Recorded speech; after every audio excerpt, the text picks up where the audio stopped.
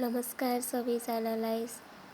मैले चाहिँ आज चाहिँ मिनी भ्लग बनाउँदैछु। कस्तो हुँदो रहेछ भनेर मैले कहिले बनाएको थिएन। मलाई एकदमै मनपर्ने कि रहरहरू के मिनी भ्लगहरू यताउति बनाउनलाई चाहिँ आज चाहिँ मैले रोटी बनाएको चाहिँ आज दिउँसोको नास्ता बनाएको चाहिँ हजुरहरूलाई बनाउँदै अनि मिनी भ्लगहरू यताउति बनाउन मन लाग्ने के अरे अनि त्यही भएर भिडियो बनाएको थिएँ। अलिअलि छोटो छोटो बनाएको थिएँ अनि त्यो दुइटैलाई जोडेको त अनि लामो भयो कि 3 मिनेट 17 सेकेन्डको भिडियो भयो कि साथीहरू। अनि मलाई फेरि काट्न पनि लास्टै झिउ लाग्यो कि तर म बोल्न जति पनि सक्छु तर अनि बोल्न त सक्छु तर अनि के बोले के नबोले साथीहरूले पनि त रुचाउनु पऱ्यो नि त होइन साथीहरू।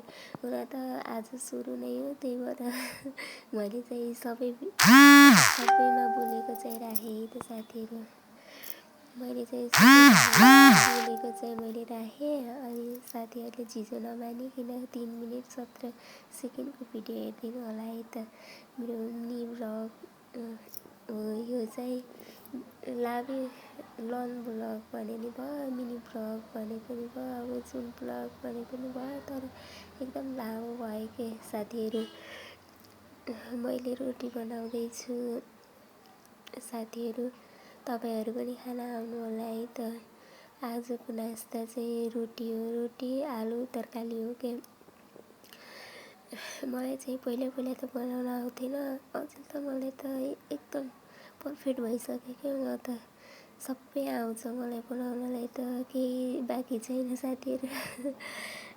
अझै त भिडियो बनाउने यताउति भनेपछि त मलाई त एकदम जाँगर लाग्छ कि एकदम जाँगर लागेर आउँछ अनि म त बनाउँछु मैले त यताउति सबै गर्छु अनि घरि यताउता मोबाइल चाहिँ राख्ने ठाउँै छैन कि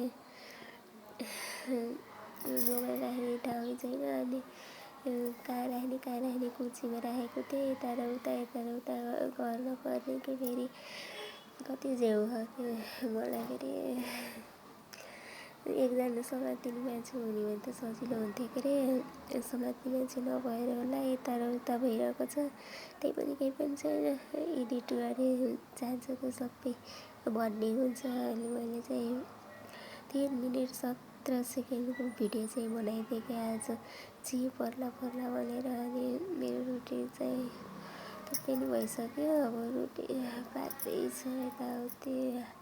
हामी चाहिँ त्यसरी फुल्याउँछौँ कि उब्स्याउँछौँ त्यसरी उब्स्याउँछौँ ग्यासमै राखेर। तपाईँहरूले चाहिँ तावामा राखेर उब्स्याउनुहुन्छ होला। हामीले थुप्रै रोटी पकाउनु पर्छ कि त्यही भएर ग्यासमै उब्स्याउँछौँ अनि उब्सिएपछि अनि कति राम्रो हुन्छ खाना पनि कति मिठो हुन्छ कि। मैले चाहिँ यसरी नै रेडी गर्दैछु सबै रेडी गरेर राखेँ है